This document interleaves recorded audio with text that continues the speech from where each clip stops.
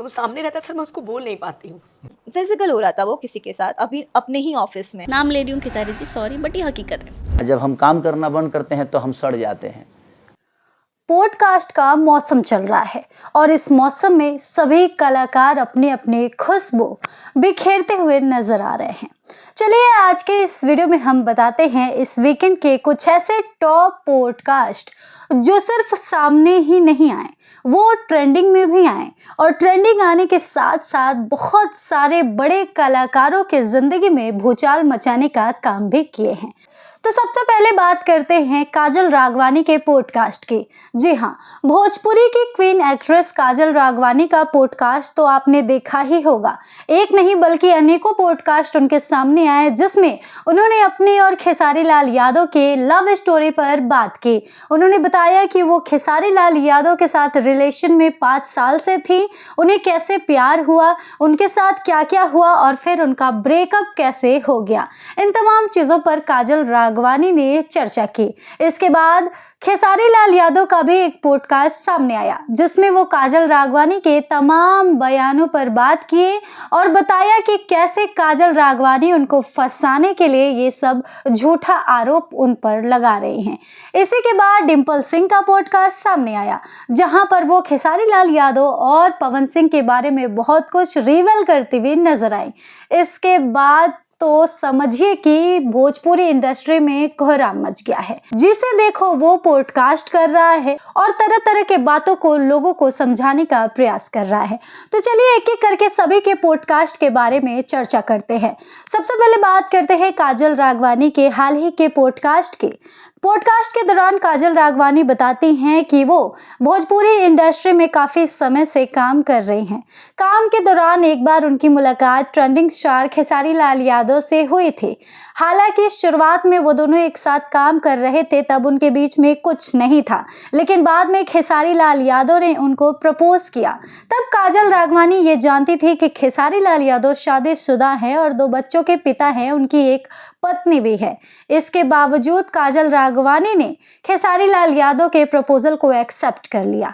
हालांकि काजल ये बताती हैं कि वो प्रपोजल एक्सेप्ट करने के पीछे एक बहुत बड़ा कारण था। वो कारण ये था कि खेसारी लाल यादव ने काजल राघवानी को इमोशनली ब्लैकमेल किया था। काजल राघवानी को खेसारी ने फोर्सफुली प्यार में फंसाया था और उनसे झूठे प्रॉमिसेस किए थे।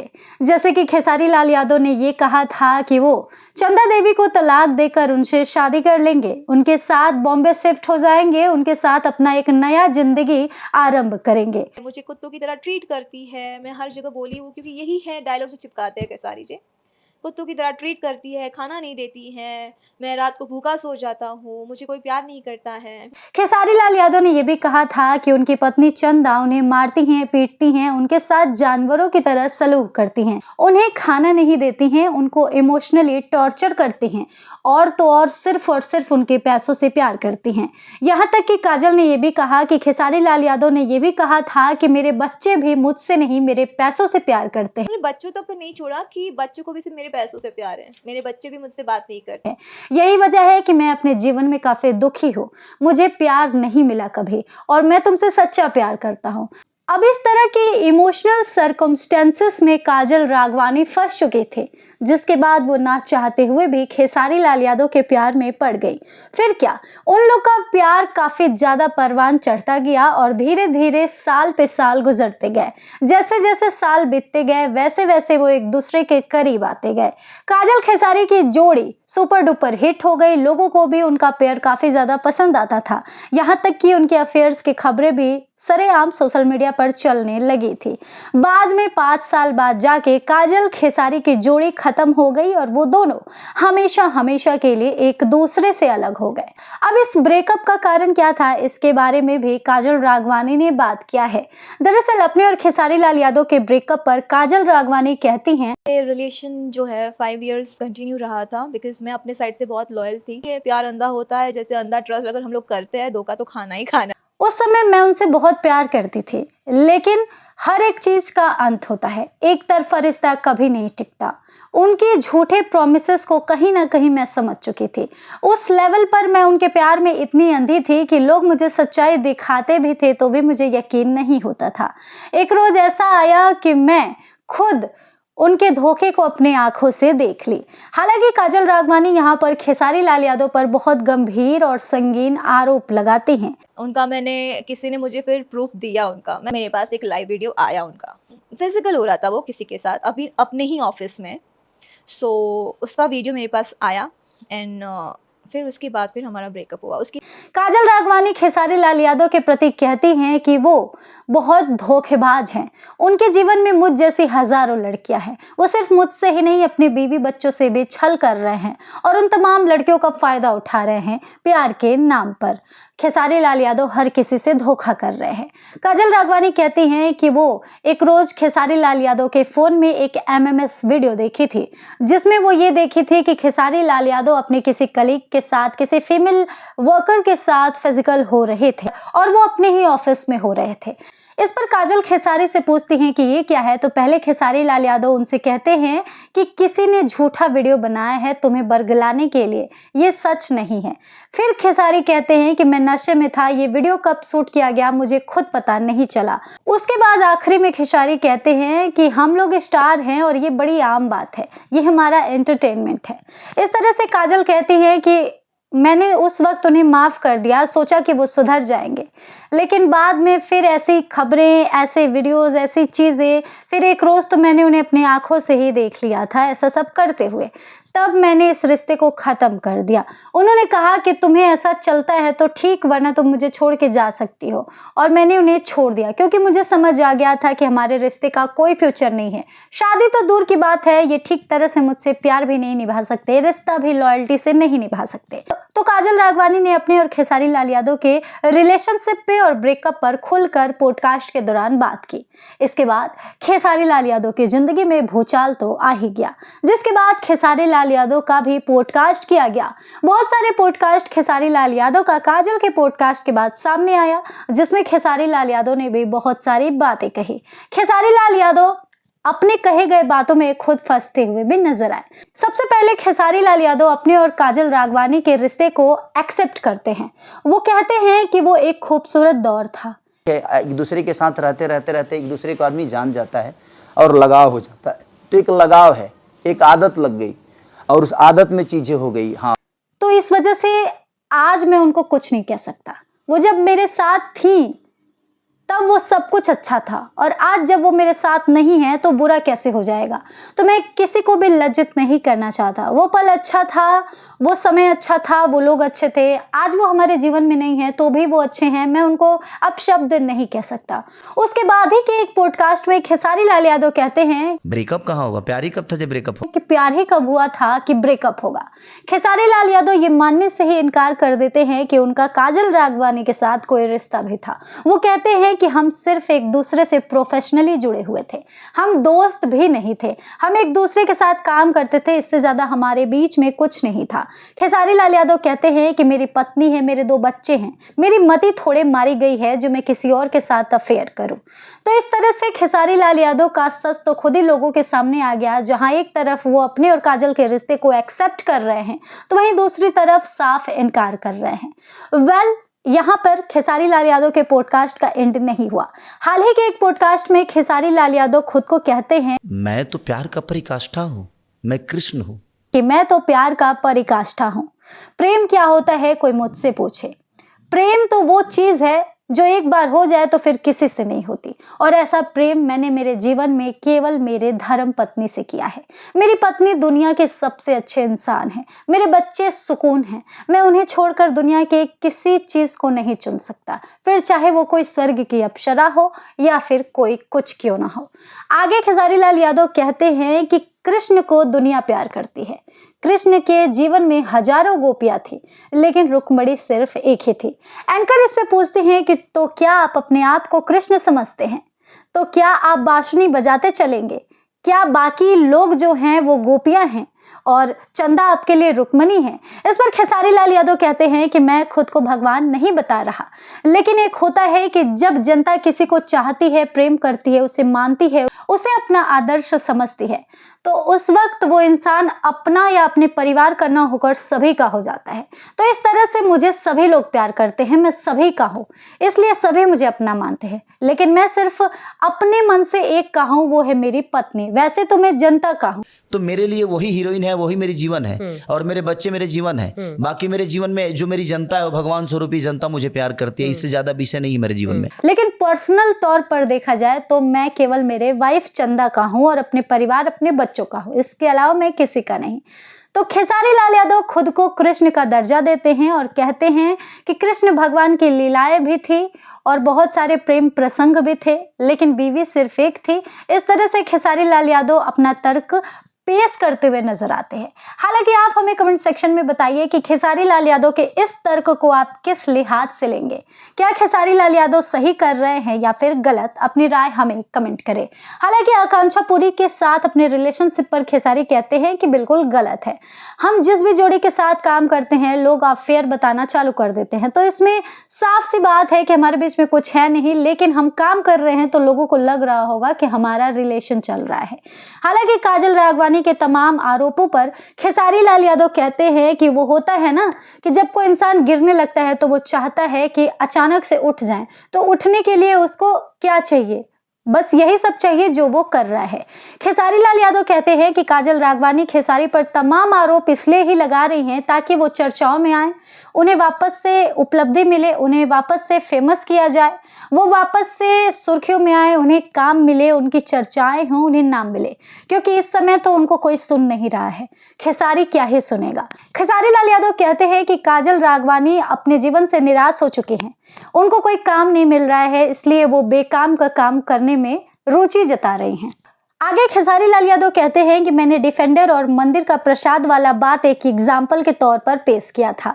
वो कहते हैं कि काजल से मेरा कोई दुश्मनी नहीं है, लेकिन एक होता है ना कि एक मंदिर का प्रसाद है जो हर मंदिर में हर किसी को मिलता है, और एक होटल का टैग वाला ब्रांड वाला जो फूड है वो सिर्फ होटल में महंगे दामों पर मिलता है। तो अगर आप चाहें कि वो रेस्टोरेंट का महंगा खाना मंदिर में मिलने लगे तो वो कैसे मिलेगा? खेसारी लाल यादव कहते हैं कि एक ठेले पर आम बिकता है, एक मॉल में आम बिकता है, तो मॉल के आम का दाम अलग होगा, ठेले के आम का दाम अलग होगा। तो ब्रांड चीज़ें ब्रांड होती है, लोकल चीज़ें लोकल होती है। तो उन्होंने एक एग्जाम्पल दिया कि जब आप खेसारी लाल यादव के साथ काम कर रही हैं जो भोजपुरी इंडस्ट्री का बड़ा स्टार है, और उसको छोड़कर फिर बाद में आप किसी लोकल स्ट्रगलिंग या कोई नए कलाकार के साथ काम कर रही हैं, तो उसके बाद फिर से आप सपने देखें कि खेसारी के साथ काम करें, तो ऐसा संभव नहीं है। इस तरह से खेसारी लाल यादव ने अपनी इस बात को सिद्ध करने के लिए डिफेंडर और मंदिर के प्रसाद, ठेले पर और मॉल में बिकने वाले प्रोडक्ट्स पर बात की थी। हालांकि काजल राघवानी को और तमाम लोगों को ये बातें काफी ज्यादा आपत्तिजनक लगी थी। आगे एंकर खेसारी लाल यादव से ये सवाल करती हैं कि सर, जब आप नए कलाकारों को मौका देते हैं, नए अभिनेत्रियों को, रील मेकर्स, टिकटॉकर्स को मौका देते हैं अपने साथ एल्बम में काम करने के लिए, तो अगर काजल राघवानी किसी को मौका दे दी तो इसमें हर्ज क्या है? फिर वो मंदिर का प्रसाद क्यों हो गई? फिर वो डिफेंडर से उतरकर ऑटो पे क्यों चली गई? तब तो आप भी सेम यही कर रहे हैं ऑन द अदर हैंड। इस पर खेसारी लाल यादव कहते हैं कि हम पुरुष हैं और ये इंडस्ट्री पुरुष प्रधान है। हम अगर किसी नए कलाकार को मौका दे रहे हैं तो उसकी उन्नति होगी, वो और ज़्यादा विकसित होगा, उसका फ्यूचर ब्राइट होगा, उसके जीवन में हमारा एक मदद होगा। लेकिन वो अगर हमें छोड़कर किसी और के पास जाकर काम कर रही हैं तो वो खुद भी गिर रही हैं और उसे भी गिरा रही हैं। हालांकि खेसारी लाल यादव के इस बयान पर, इस तर्क पर आप किस हद तक सहमत हैं? अपनी राय हमें कमेंट में जरूर मेंशन कीजिएगा। तो इस तरह से खेसारी लाल यादव भी काजल राघवानी के तमाम आरोपों पर खुलकर बात करते हैं, और खेसारी लाल यादव के फैंस तो उनके ही सपोर्ट में हैं। हालांकि काजल राघवानी के फैंस अभी भी उनके साथ खड़े हैं।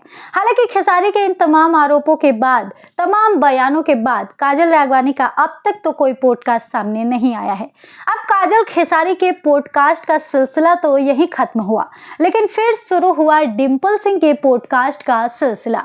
दरअसल इसके बाद ही डिम्पल सिंह चर्चाओं में आए और उन्होंने भी सेम वैसा ही कुछ कहा जो काजल राघवानी ने अपने पॉडकास्ट में कहा था। पहले सामने से प्रपोजल आया मेरे पास। जैसे कि डिम्पल सिंह से पूछा गया कि आपको पहले प्यार का प्रपोजल आया या आपने पहले किसी से प्यार किया, इस पर वो कहती हैं कि नहीं, प्यार का प्रपोजल मुझे सामने से आया था, मैं किसी से प्यार नहीं की थी, मैं तो सिर्फ अपने करियर पर ध्यान दे रही थी, लेकिन सामने वाला इंसान ऐसा सर्कमस्टेंसेस बनाया, ऐसी चीज़ें क्रिएट किया कि मुझे उसके प्यार में पड़ना पड़ा। इस पर फिर से कंट्रोवर्सी हो गई।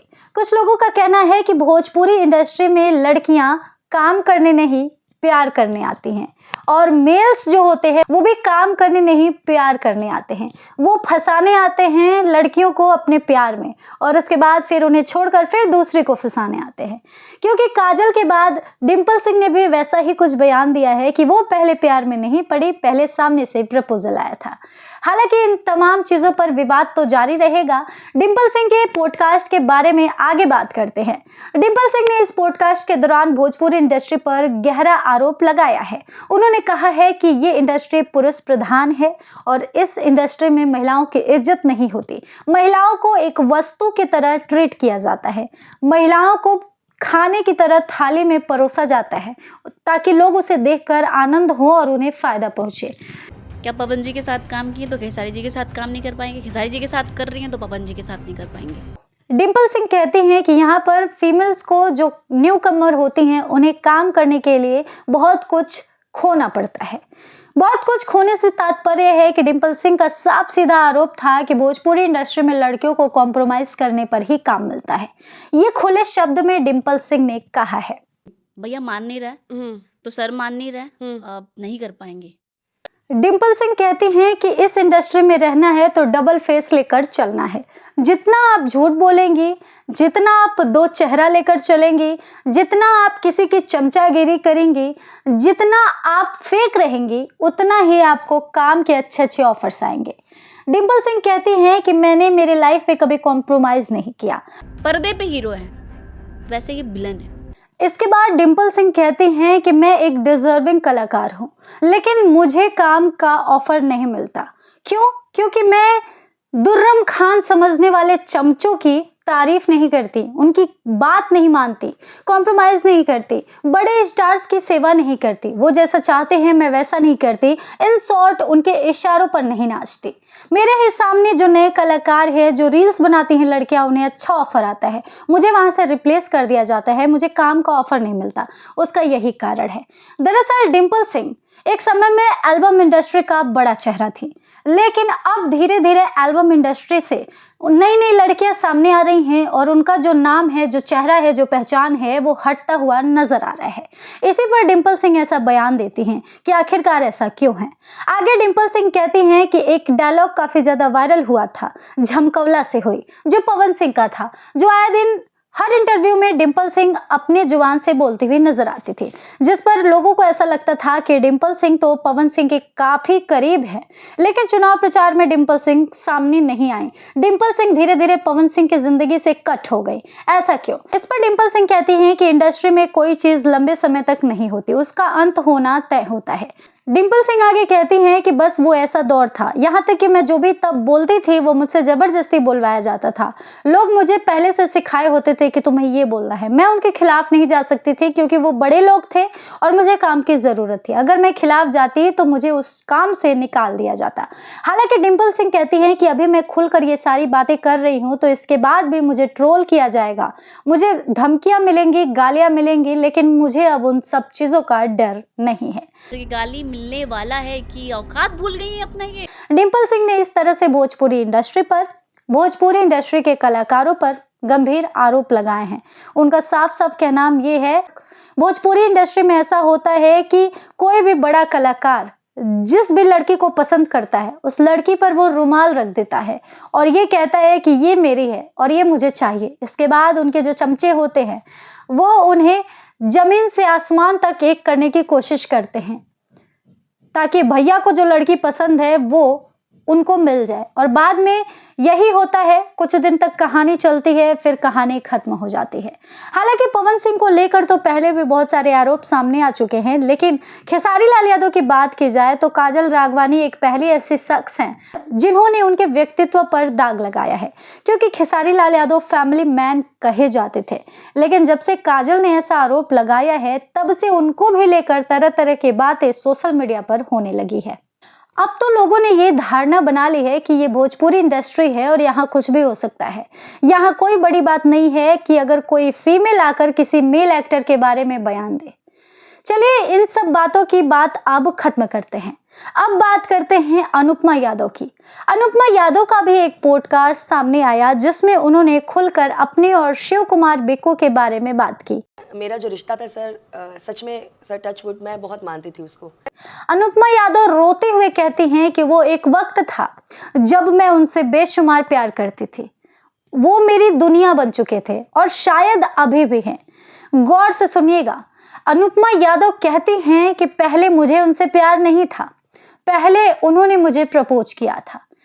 जब हम शुरुआत में मिले थे तो अपने काम के सिलसिले में मिले थे। हमारी दोस्ती अच्छी चल रही थी, हम काम एक दूसरे के साथ अच्छा कर रहे थे। बाद में सामने वाले ने मुझे प्रपोज किया। उसके बाद चीज़ें ऐसी हुई, उसकी इमेज मेरे मन में ऐसी हुई कि मुझे लगा कि ये लड़का मेरे लिए सही है, इसलिए मैंने भी हामी भर दी। उसके बाद हमारा रिश्ता कंटिन्यू रहा, हम एक दूसरे से प्यार करते रहे। धीरे धीरे चीज़ें बदलती रही, उसका इंटरेस्ट बदलता रहा, बदतमीजियाँ बढ़ती रही। और एक वक्त ऐसा आया जब पवन सिंह और मुझे लेकर इंडस्ट्री में अफवाहें फैलने लगी कि अनुपमा यादव और पवन सिंह का अफेयर चल रहा है। हालांकि अनुपमा यादव इस पर कहती हैं कि पवन सिंह मुझे अपनी बेटी मानते हैं, वो एक गार्जियन के तौर पर हैं। वो मुझे जब भी मिलते हैं बेटा बेटा कहकर बात करते हैं। मैं अच्छा काम करती हूँ इसलिए वो मुझे पसंद करते हैं, मुझे मौका देते हैं। लेकिन लोग तो यूं ही बदनाम करते हैं, उन्हें लगता है कि मेरा और पवन सिंह का संबंध गलत है। अनुपमा यादव कहती हैं कि लोग क्या कहते हैं इससे मुझे कोई फर्क नहीं पड़ता, लेकिन बिक्कू ने इस बात को मान लिया और मुझसे बिना पूछे सरेआम सोशल मीडिया पर मेरे खिलाफ उल्टी सीधी बातें की। इस बात का मुझे दुख हुआ। वो चाहता तो मुझसे इस बारे में बात कर सकता था कि ऐसी ऐसी बात है, लोग ऐसी बातें कर रहे हैं, क्या सच है। तो वो मेरे सामने बैठकर पवन सिंह से पूछ सकता था कि आप दोनों में क्या है, आप दोनों का रिश्ता कैसा है, आप दोनों कैसे हैं, क्या चल रहा है आपके बीच। लेकिन फिर भी उसने ऐसा कुछ नहीं किया और पीठ पीछे उसने मेरे और पवन सिंह को लेकर ऐसी बातें की और मुझ पर भरोसा नहीं किया। तो उस प्यार का, उस इंसान का मेरे जीवन में अब कोई मूल नहीं है जो मुझे सरेआम बेइज्जत करे, क्योंकि इज्जत से बड़ी और कोई चीज़ नहीं होती। अनुपमा यादव ने रोते हुए कहा कि मैं आज भी उनसे बहुत प्यार करती हूँ, लेकिन दोबारा कभी उनके पास जा नहीं सकती, दोबारा उनकी कभी हो नहीं सकती। अनुपमा यादव ने शिव कुमार बिक्कू को लेकर बड़ा बयान दिया। उन्होंने कहा कि प्यार आज भी है, लेकिन हम एक कभी नहीं हो पाएंगे। वो चाहे मेरे से आके माफ़ी भी मांग लें, मेरे ज़िंदगी में वापस भी आ जाना चाहें, फिर भी हम कभी अब एक नहीं हो पाएंगे। शिव कुमार बिक्कू और अनुपमा यादव के रिलेशनशिप की खबरें तो सरेआम सोशल मीडिया पर होती रहती थी। बाद में जब इनका ब्रेकअप हुआ तो इसकी भी खबरें खूब ज़्यादा वायरल हुई। लेकिन पहली बार ऐसा हुआ कि अनुपमा यादव खुद पॉडकास्ट के दौरान अपने और शिव कुमार बिक्कू के रिश्ते पर खुलकर बात की और लोगों को सच्चाई बताया। हालांकि इस बात को सुनने के बाद बहुत लोग अनुपमा यादव के सपोर्ट में हैं तो बहुत लोग शिव कुमार बिक्कू के सपोर्ट में हैं। आप किसके सपोर्ट में हैं कमेंट में ज़रूर बताइएगा। तो ये था भोजपुरी इंडस्ट्री का कुछ ऐसा चुनिंदा पॉडकास्ट जो इस महीने सुर्खियों में आया और लोगों ने इसे खूब प्यार दिया। इसके बहुत सारे क्लिप्स हैं जो ट्रेंडिंग में चले गए। बहुत सारे इसके ऐसे भी क्लिप्स हैं जो बहुत सारे स्टारों के जिंदगी में तबाही, खलबली मचाने का काम की। बहुत सारे स्टार, बहुत सारे लोग इन तमाम बयानों से फंसते हुए नजर भी आए। आपको बता दें कि इन तमाम पॉडकास्ट को लोगों ने भरपूर प्यार दिया है और ये सभी पॉडकास्ट अच्छे खासे मुकाम पर पहुंच चुके हैं। आपको इन सभी पॉडकास्ट में से कौन सा पॉडकास्ट पसंद आया था? आपको कौन जेन्युइन लगा था? आप इन तमाम लोगों में से किसके सपोर्ट में हैं? आपको कौन सही कौन गलत लगता है? अपनी राय हमें कमेंट करें और ऐसे तमाम अपडेट्स के लिए हमें फॉलो जरूर करें।